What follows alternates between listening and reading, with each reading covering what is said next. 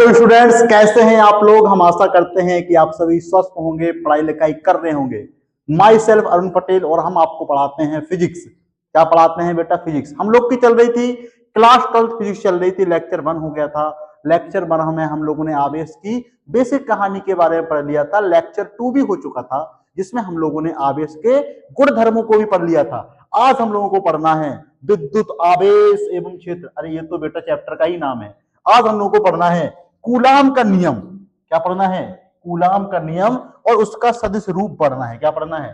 सदिश रूप। तो शुरू करते हैं भगवान जी का नाम लेके। बोलो जय श्री राम और राधे राधे। तो शुरू करते हैं कूलाम का नियम। उसके पहले एक कोट बेटा पढ़ो कि don't watch the clock, do what it does, keep going. यानी आप कभी भी कार्य को करते समय घड़ी को मत देखो, जो करना है उसको करो और अपने आगे बढ़ते चलो। अगर घड़ी बार बार देखो कोई काम को करते समय तो फिर वो काम हो नहीं पाएगा।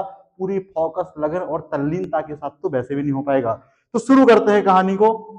पहला है कूलाम का नियम। क्या है? कूलाम का नियम। कूलाम का नियम क्या होता है?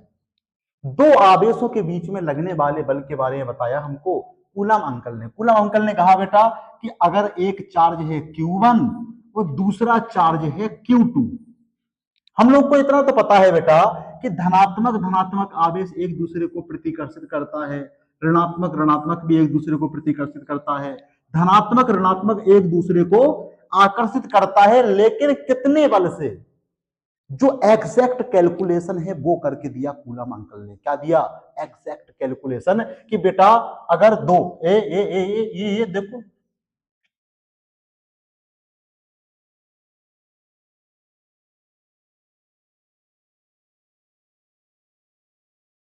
समझो बात को। एक है Q1 और दूसरा है Q2। दोनों आवेशों के बीच में लगने वाला बल, एग्जैक्ट बल क्या है उसके बारे में कहानी हो रही है। उन्होंने कहा कि दोनों आवेशों के मध्य लगने वाला बल उन दोनों आवेशों के गुणनफल के समानुपाती होता है। और दोनों अगर आवेश एक दूसरे से r दूरी पर रखे हैं बेटा, तो उन दोनों आवेशों के बीच में लगने वाला बल दूरी के वर्ग के क्या होता है? व्युत्क्रमानुपाती होता है। इन दोनों बातों ने ही कूलाम के नियम को निपटा दिया। यानी ये अगर इक्वेशन नंबर फर्स्ट माने, ये इक्वेशन नंबर सेकंड माने, तो F प्रोपोर्शनल क्या आ गया यहां से? Q1 Q2 upon R square. और यहां जब जब भी ये चिन्ह हटा है प्रोपोर्शनल वाला, प्रोपोर्शनल का चिन्ह हटा है, तो इस समीकरण में देखो एक इधर वाला पार्ट है और दूसरा इधर वाला पार्ट है। तो दोनों को बराबर करने के लिए एक नियतांक आएगा जिसे बोलेंगे कूलाम नियतांक। तो यहां पे आ गया F बराबर K। क्या आ गया? K। Q1 Q2 upon R square. और ये है कूलाम के नियम का फॉर्मूला। अब इसको नियतांक को क्या बोलते हैं, क्या बोलते हैं, ये सब तो पहले देख लेंगे। पहले थ्योरी लिख लेते हैं कि आखिर कूलाम का नियम है क्या। कूलाम का नियम है बेटा दो आवेशों के मध्य लगने वाला बल, दो आवेशों के मध्य लगने वाला बल, लगने वाला बल दोनों आवेशों के गुणनफल के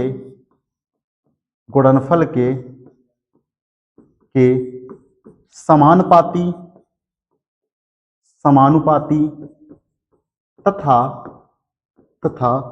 उनके मतलब किसके? आवेशों के, उनके दूरी के वर्ग के व्युत्क्रमानुपाती होता है। इसे कूलाम का नियम कहते हैं। कूलाम का नियम कहते हैं। दो बातें हैं बेटा कि दोनों आवेशों के बीच में लगने वाला बल उन दोनों आवेशों के गुणनफल के समानुपाती और उन आवेशों की दूरी के वर्ग के व्युत्क्रमानुपाती। दोनों बातों को मिला दिया गया तो ये कहानी बन गई। और जैसे ये प्रपोजल का चिन्ह हटाए तो यहाँ पे के आ गया, जैसे बोलते हैं कूलाम नियतांक। देखो ये फॉर्मूला आ गया, इसको छाप लो। यहाँ पे ये वाला फॉर्मूला आ गया कि F इक्वल टू के Q1 Q2 upon R square, और जो के है इसको बोलते हैं कूलाम नियतांक। क्या बोलते हैं? कूलाम नियतांक। इसकी वैल्यू बेटा फिक्स होती है 9 इंटू 10⁻9। समझ में आ रही है बात? और ये क्या है अपना कूलाम नियतांक। इसी को ऐसे भी लिख सकते हो आप 1/4 पाई एप्सिलॉन नॉट। इसका मान क्या होता है? इसका मान होता है 9 गुणे 10⁻9। लेकिन यहाँ पे जो ये वाली चीज दिख रही है, ये जो एप्सिलॉन नॉट दिख रहा है, इसको बोलते हैं निर्वात। निर्वात की वैद्युतशीलता। निर्वात की वैद्युतशीलता यानी परमिटिविटी ऑफ फ्री स्पेस और वैक्यूम। इसकी वैल्यू होती है 8.85 गुणे 10⁻−12। समझे बात को? इस बात को याद रखना कि जो ये के है, के ही बेटा 1/4 पाई एप्सिलॉन नॉट है। के कूलाम नियतांक ही 1/4 पाई एप्सिलॉन नॉट है। सबका मान सॉल्व करोगे, कैलकुलेट करोगे, पाई का मान 3.14 या 22/7 रखोगे, एप्सिलॉन नॉट का मान क्या रखोगे? 8.85 इंटू 10⁻−12। तो आपको के का मान कितना मिलेगा? 9 गुणे 10⁻9 मिलेगा। अब ये एप्सिलॉन नॉट निर्वात की वैद्युतशीलता क्यों है? क्योंकि जो भी फॉर्मूला ड्राइव किया जाता है फिजिक्स में, वो निर्वात के लिए ड्राइव किया जाता है। क्यों? माध्यम बदलने से क्या एफ का मान बदलेगा? हाँ बेटा, माध्यम बदलने से एफ का मान बदलेगा। दो आवेशों के बीच में लगने वाला बल माध्यम पर निर्भर करता है। माध्यम पर निर्भर करता है। निर्भर करता है। अगर माध्यम बदलता है, अगर माध्यम बदलता है, तो माध्यम बदलने के साथ साथ वो एफ का मान ही बदलेगा। ये जो एफ है ना, ये जो एफ है, एफ बराबर के Q1 Q2 upon R square, इसका मान भी चेंज होगा। तो अगर निर्वात की कहानी है तो निर्वात के लिए तो यही है 1/4 pi epsilon naught Q1 Q2 upon R square. लेकिन अगर इन्हीं दोनों आवेशों को, एक Q1 है और दूसरा Q2 है, इनको किसी माध्यम में रख दिए जिसकी वैद्युतशीलता एप्सिलॉन m है, तो यहाँ पे एप्सिलॉन नॉट की जगह क्या लिख दोगे? एप्सिलॉन m लिख दोगे। और क्या आ जाएगा फॉर्मूला? यहाँ पे फॉर्मूला आ जाएगा F equal to 1/4 pi epsilon m Q1 Q2 upon R square. कहोगे सर एप्सिलॉन m की वैल्यू क्या है? भाई एप्सिलॉन m की वैल्यू फिक्स कैसे हो सकती है? जिस माध्यम में रख दोगे उस माध्यम के लिए आपको दी जाएगी एप्सिलॉन m की वैल्यू। अलग अलग माध्यमों के लिए एप्सिलॉन m का मान क्या होता है? अलग अलग होता है। ये तो पता ही है ना आपको, है कि नहीं? तो दो फॉर्मूले आ गए यहां से। कितने फॉर्मूले आ गए? दो फॉर्मूले। सबसे पहला क्या आ गया कूलाम के नियम के लिए? निर्वात के लिए आ गया। निर्वात के लिए F इक्वल टू के Q1 Q2 upon R square. और माध्यम के लिए क्या आ गया? माध्यम के लिए जब क्या दिया हो? माध्यम की वैद्युतशीलता दी हो, एप्सिलॉन m दी हो, तो F बराबर 1/4 pi epsilon m Q1 Q2 upon R square. कहोगे सर एप्सिलॉन नॉट वाला फॉर्मूला क्यों नहीं लिखा? बेटा ये वाला फॉर्मूला और ये वाला फॉर्मूला दोनों सेम ही तो है। दोनों सेम ही तो है कि नहीं? दोनों सेम। समझी बात को? आई बात समझ में? क्लियर है कि नहीं कहानी? ये और इसमें डिफरेंस क्या है भाई? के का मान रख दो या इसका मान रख दो। वो तो इसलिए इसको बताया गया है जिससे आप इस वाले फॉर्मूले को करते समय कंफ्यूज मत हो। समझ में आई बात? कि ये भाई निर्वात है और ये क्या है? माध्यम है। ये क्या है? माध्यम है। लेकिन कभी कभी माध्यम की वैद्युतशीलता नहीं दी होती। कभी कभी दिया जाता है माध्यम का परावैद्युतांक। क्या दिया जाता है? परावैद्युतांक। चलो देखो, देखते हैं क्या है माध्यम का परावैद्युतांक। तो परावैद्युतांक को अंग्रेजों की भाषा में बोलते हैं बेटा डाई इलेक्ट्रिक कांस्टेंट या रिलेटिव परमिटिविटी। क्या बोलते हैं? Relative permittivity. इसी को बोलते हैं रिलेटिव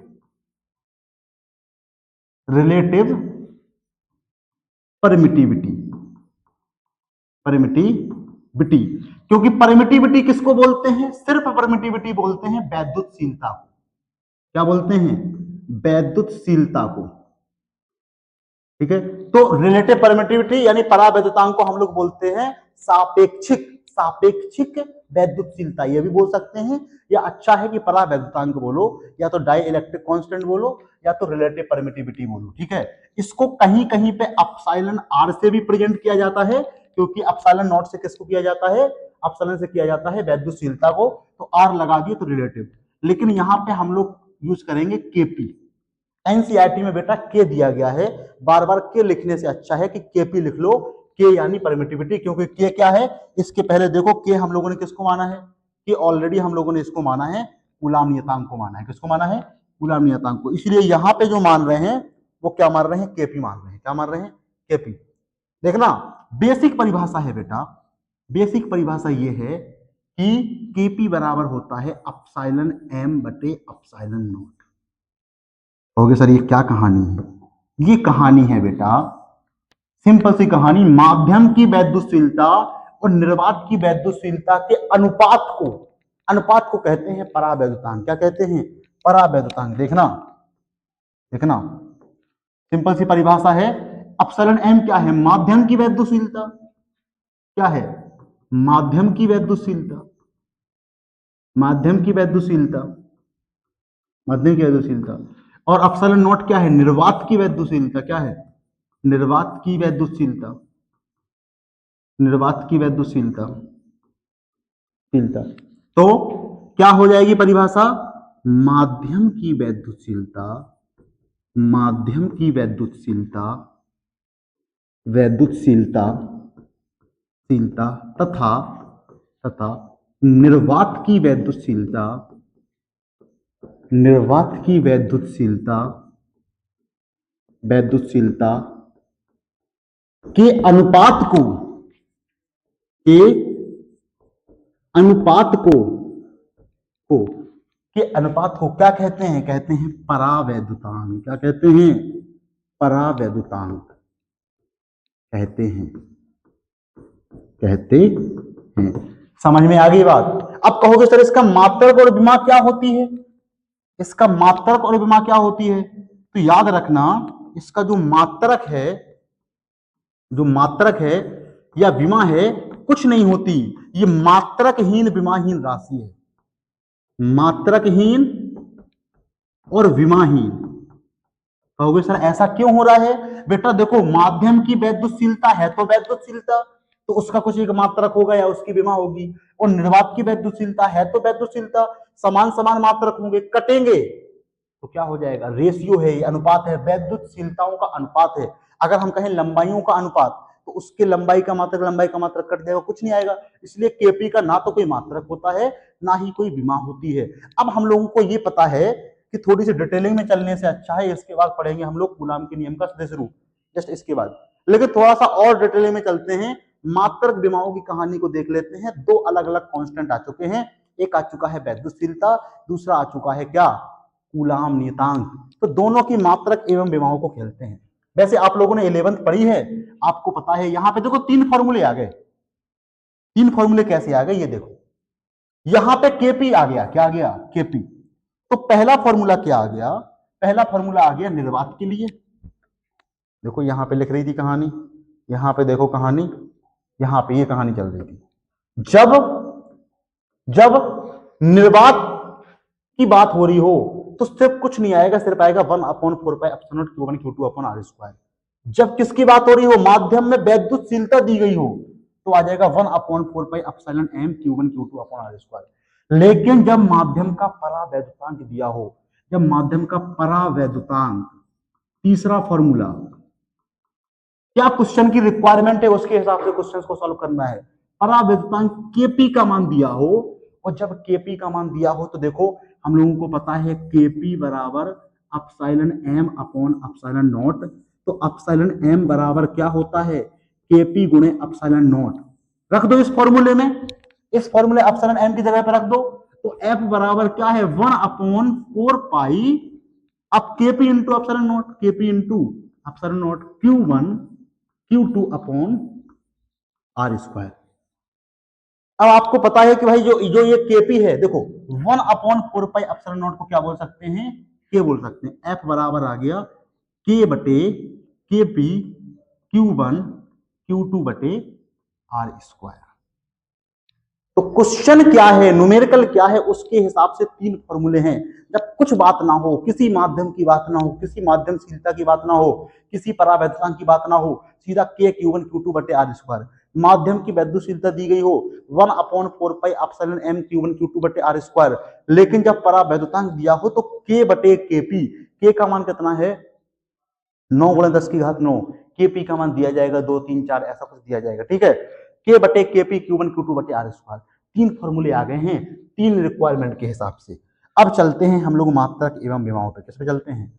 मात्रक एवं विमाओं पे। लो चलो देखो देखो, एफ बराबर के Q1 Q2 upon R square. तो जो के है इसका मात्रक की बात कर रहे हैं। किसकी बात कर रहे हैं?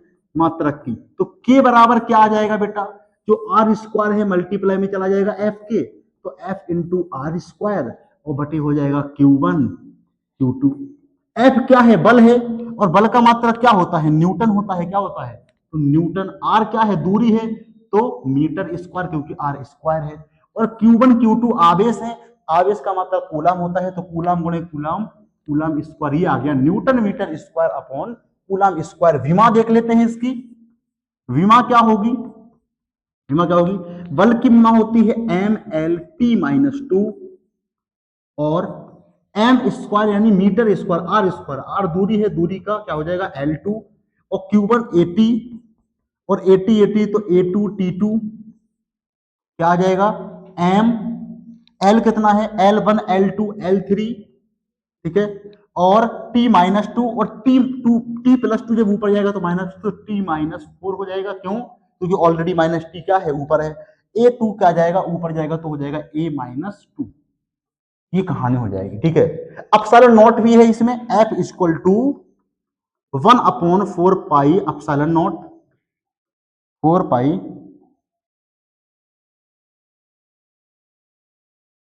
देखो 1/4 pi epsilon naught Q1 Q2 upon R square. इस कहानी के मात्रक की अगर कहानी कहें, मात्रक की कहानी कहें तो देखो बेटा 4 पाई की कोई मात्रक विमा नहीं होगी, तो 1/एप्सिलॉन नॉट बराबर क्या आ गया?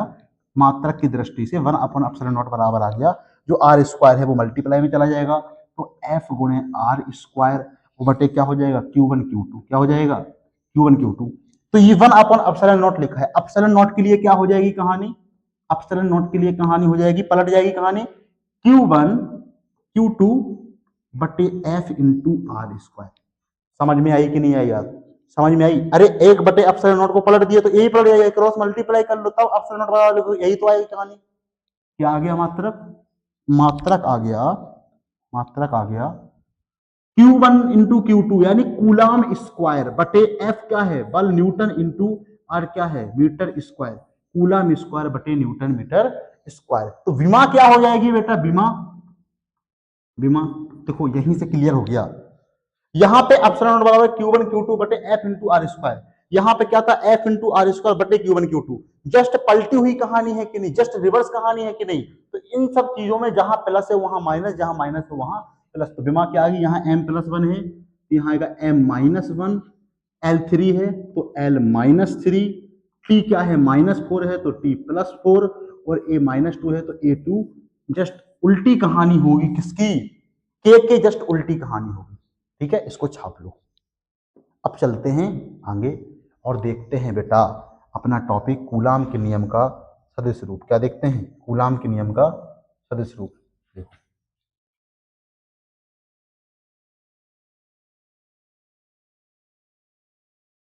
चलो चलो ध्यान से देखना, कूलाम के नियम के सदिश रूप की बात हो रही है। अब सदिश रूप क्या है, यह सबसे बड़ी बात है कि भाई सदिश रूप आखिर है क्या। बेटा जो कूलाम के नियम से आता है वो बल आता है। बल आता है के Q1 Q2 बटे आर स्क्वायर। ये बल क्या है? दो आवेशों के मध्य है, दो आवेशों के मध्य है। अंदर चुपका निकल गई कहानी कि एक भाई Q1 था, एक Q2 था, दोनों एक दूसरे से आर दूरी पर रखे थे, उनके लिए बल की कहानी ये है कि नहीं। लेकिन जो बल है वो कैसी राशि है, वो सदिश राशि है। कैसी राशि है, सदिश राशि। और जब सदिश राशि है तो उसमें दिशा होनी चाहिए कि नहीं होनी चाहिए, उसमें दिशा होनी चाहिए सर, बिल्कुल सीधी सी बात है भाई। कूलाम के नियम ने जो बल निकाला है, बल सदिश राशि है तो बल में दिशा होनी चाहिए। तो यही जो बल निकला है ना, इसको दिशा के साथ व्यक्त करने को कहते हैं कूलाम के नियम का सदिश रूप। थ्योरी वाले पार्ट को समझे, कैच करो, फिर समझाते हैं, पूरी कहानी हम ही समझाएंगे। देखो ये जो एफ है ये क्या है, सदिश राशि है। तो इस एफ को दिशा के साथ व्यक्त करने को कहते हैं कूलाम के नियम का सदिश रूप। कहने का मतलब क्या है, कूलाम के नियम से, कूलाम के नियम से बल का प्राप्त व्यंजक को, बल के प्राप्त व्यंजक को दिशा के साथ व्यक्त करना। दिशा मतलब बेटा कोई दिशा पटानी वाली दिशा पटानी वाली कहानी नहीं चल रही है। दिशा मतलब चल रही है डायरेक्शन, दिशा, ठीक है। कूलाम के नियम से बल के प्राप्त व्यंजक को दिशा के साथ व्यक्त करना, दिशा के साथ व्यक्त करना क्या कहलाता है, कूलाम के नियम का सदिश रूप कहलाता है। कूलाम के नियम का सदिश रूप कहलाता है, सदिश रूप कहलाता है। कि भाई किसी ने हमारी बात को सीधे से ले लिया, कहेगा सर जी आपने कहा है कूलाम के नियम का सदिश रूप क्या होता है, कूलाम के नियम से प्राप्त व्यंजक क्या है, व्यंजक है F इक्वल टू के Q1 Q2 upon R square. इसको किसके साथ व्यक्त करना, क्योंकि सर आपने कहा था दिशा के साथ व्यक्त करना। यहां पे बगल में चिपका दी, दिशा पटाने की फोटो चिपका दी, ऐसे है कि नहीं। ले भैया हो गया व्यक्त, यहां प्लस का चिन्ह लगा दिया तो साथ भी हो गया।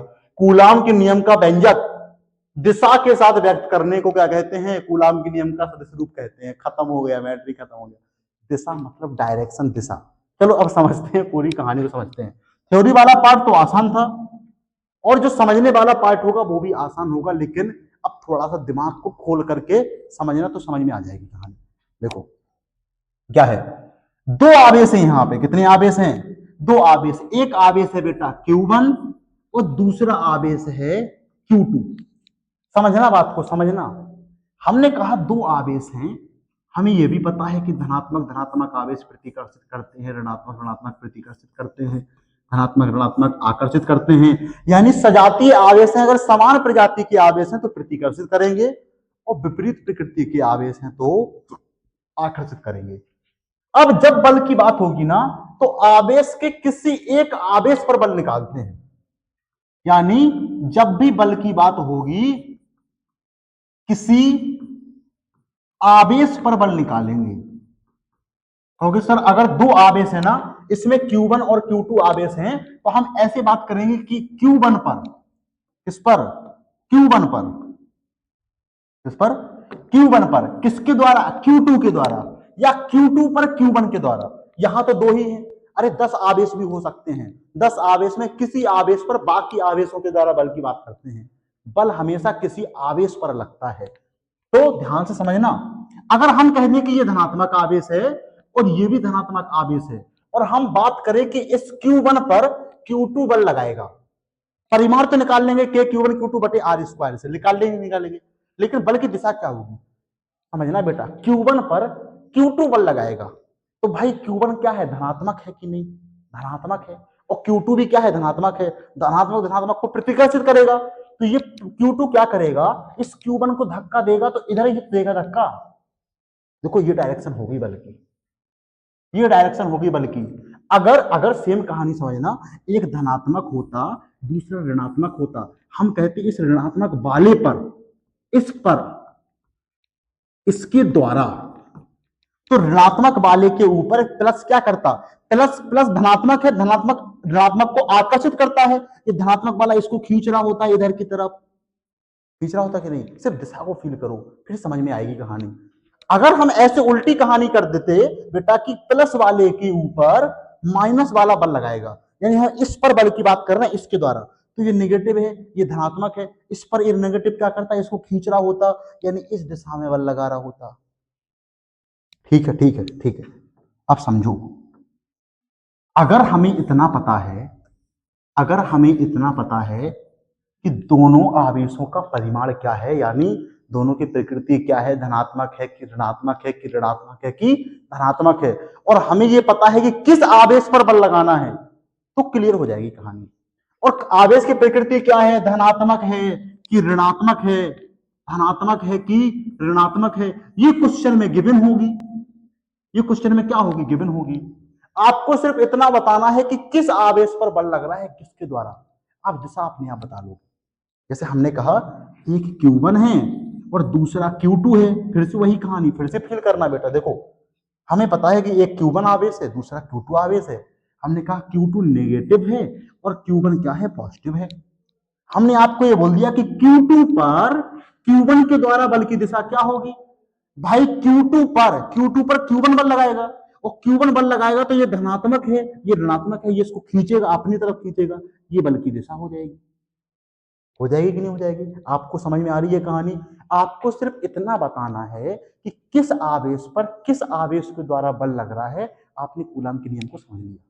ओके सर, कुछ कुछ ऐसे लिखा रहता है cap, R cube, R minus, कुछ सब समझ लेंगे। अभी सिर्फ इतना समझो कूलाम के नियम के सदस्य रूप में क्या है, किस आवेश पर किस आवेश के द्वारा बल लग रहा है। अगर इतना कहानी को तुमने एक्सप्लेन कर दिया, वही है क्या, कूलाम के नियम का सदस्य रूप। ठीक है, अब देखो इसको कैसे लिखते हैं, इस बात को कैसे लिखते हैं, इस बात को ऐसे लिखते हैं, जैसे हमने कहा एक है Q1 आवेश और दूसरा आवेश है Q2 आवेश। हमने कहा Q1 पर Q2 के द्वारा, Q1 पर Q2 के द्वारा इसको प्रेजेंट करेंगे F12 से। किससे करेंगे, F12 से, जिस पर उसको F के जस्ट पास लिखेंगे, जिसके द्वारा उसको F से जस्ट दूर लिखेंगे। समझ में आ रही है बात बेटा, समझ में आ रही है कि नहीं कहानी। Q1 पर Q2 के द्वारा को प्रेजेंट करेंगे, F12 बोलेंगे, कहेंगे सर वेक्टर लगा दो, अरे मन कर रहा है वेक्टर लगा दो, सदिश राशि है तो वेक्टर लगा दो।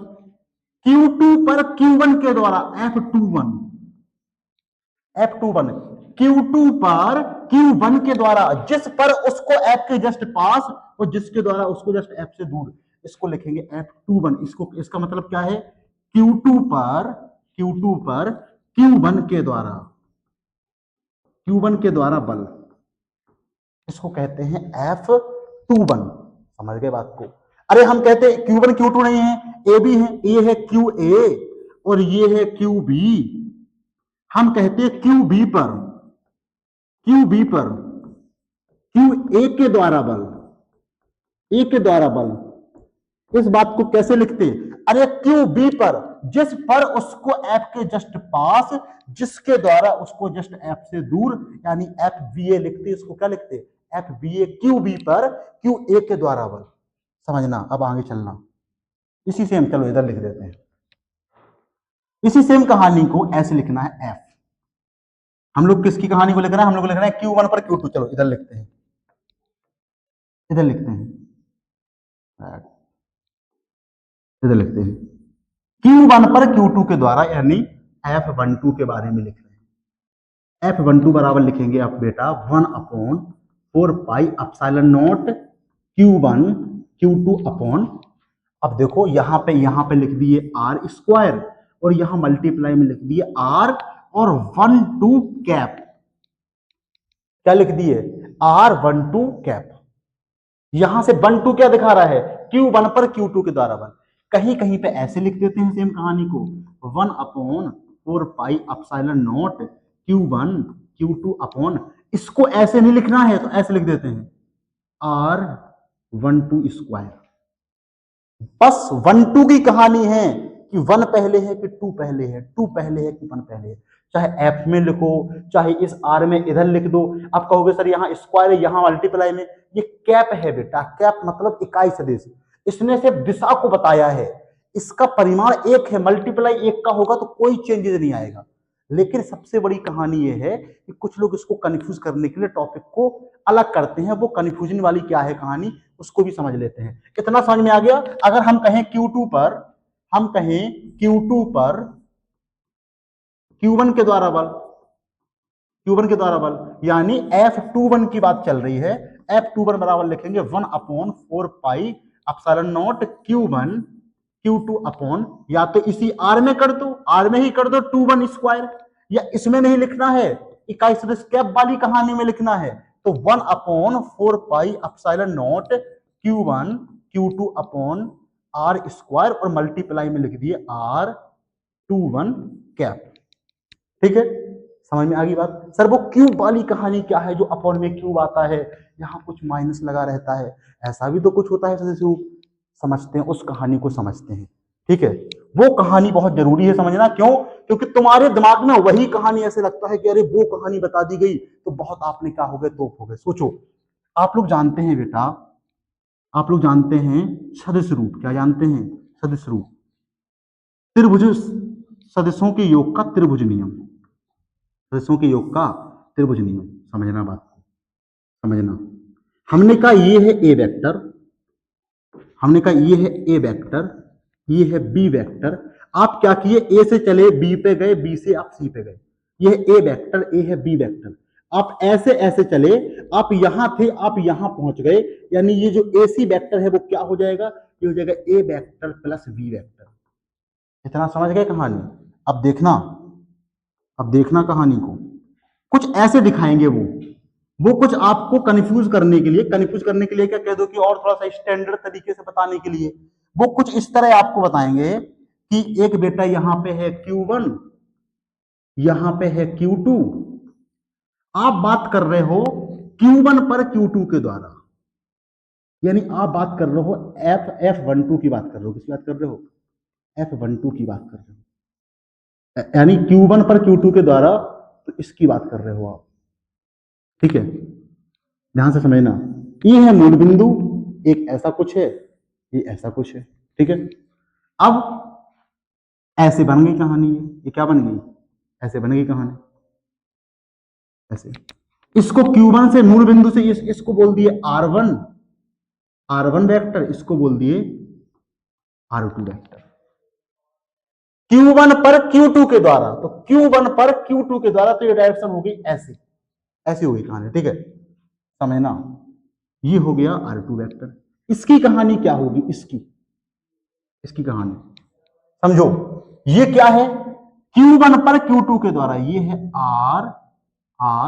R12, क्या है R12 वेक्टर की बात अगर की जाए तो देखो, इन दोनों के जो योग की कहानी है वो ये है R1 वेक्टर बराबर R2 vector plus R12 vector.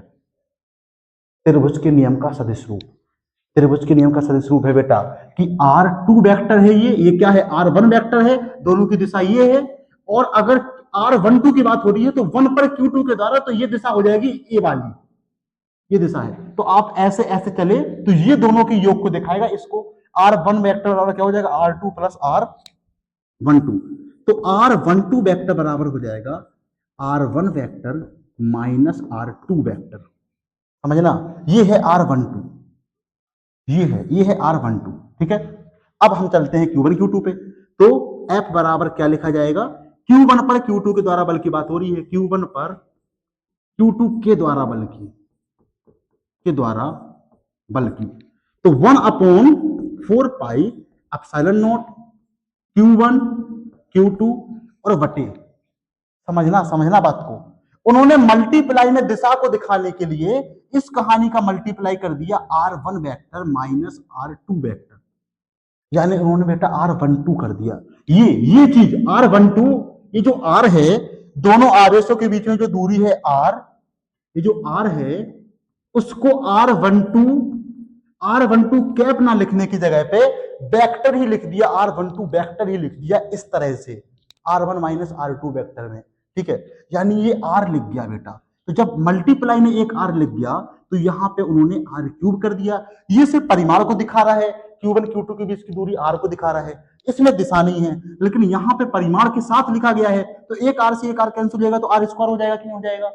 समझो बात को, समझो, ये जो R1 माइनस R2 लिखा है, ये जो R1 vector minus R2 vector लिखा है, इसका मतलब है R12 कैप गुणे R। तो जब R12 कैप गुणे R करोगे तो ये R एक R को काट देगा तो R स्क्वायर हो जाएगा, R12 कैप हो जाएगा। तो कहानी तो सेम वही हो गई। F equal to 1/4 pi epsilon naught Q1 Q2 upon R square into R12 cap गुणे R। और इससे क्या हो गया, ये R से R कट, R क्यूब हो गया, तो ये R से R कट गया तो R स्क्वायर ही बचा। तो कहानी तो सेम वही वाली हो गई, हो कि नहीं हो गई। तो इस कहानी में ज्यादा आपको कंफ्यूज होने की जरूरत है नहीं, जहां तक हमारा मानना है। ठीक है, आपको बहुत ज्यादा कंफ्यूज होने की जरूरत बेटा है नहीं। इस कहानी से क्वेश्चंस नहीं बनेंगे, कहानी से क्वेश्चंस इसी से बनेंगे। कहानी से क्वेश्चंस किससे बनेंगे, इसी से बनेंगे। कहोगे कुछ लोग बताएंगे कि इससे क्वेश्चन बनेंगे उससे, तो दूरी सूत्र वाली कहानी है वो। किसकी वाली कहानी है, दूरी सूत्र वाली। F12 इतना याद रखना है, इतना याद रखना है, सिंपल कहानी दोबारा एक बार रिपीट कर रहे हैं। Q1 पर Q2 के द्वारा मतलब F12 की बात हो रही है, 1 को पहले लिखना है और 2 को बाद में लिखना है। 1/4 pi epsilon naught Q1 Q2 upon R12 square कर दिए, चाहे 1/4 pi epsilon naught Q1 Q2 upon R square कर दिए, तो कैप में लिख दिए 12 कैप। और अगर यही Q2 पर Q1 के द्वारा होता तो ये कर देते, यहां पे 2 होता फिर 1 होता, पहले 2 होता फिर क्या होता, 1 होता। चलो, very very very very thank you, thanks for watching. और मिलते हैं अगले लेक्चर में, तब तक पढ़ाई लिखाई करते रहो, बने रहो एलडी स्टडी के साथ। ठीक है, ओके, बाय बाय।